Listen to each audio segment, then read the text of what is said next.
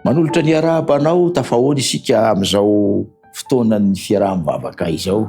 Ny namantsika Anjandrena Rahatenaina no manana antom-bavaka manokana eo amin'ny fampirarahana ara-barotra izay nataony. Dia nisy ny zavatra mampiay azy, mampatahotra azy ny mety hovan'ny olona hevitra. Mangataka vavaka izy mba hidiran'Andriamanitra ka ahafahany mamita izany hatramin'ny farany.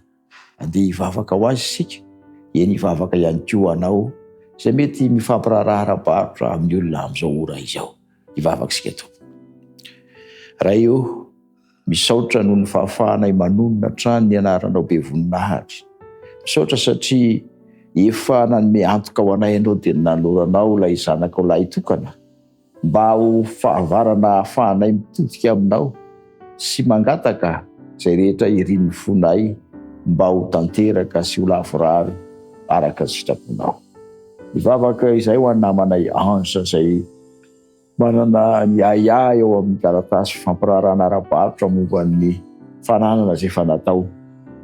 Tompo maniry izy ny tsy hovan'ilay olona hevitra intsony fa mba ho totosa sy ho tanteraka izany fampirarana izany. Ary ho lavorary ka ho azo n'ilay efa nireny ho azo. Mety izy ianao no hiditra an-tsehatra amin'ny fampitana tanteraka ny taratasy rehetra ka ho tanteraka sy ho totosa izany.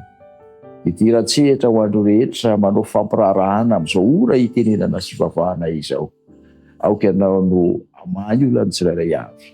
Hanampy ny tsirairay noho ny mba ahafahan'izy ireo mahazo ampifaliana izay rehetra efa nomena ho azy.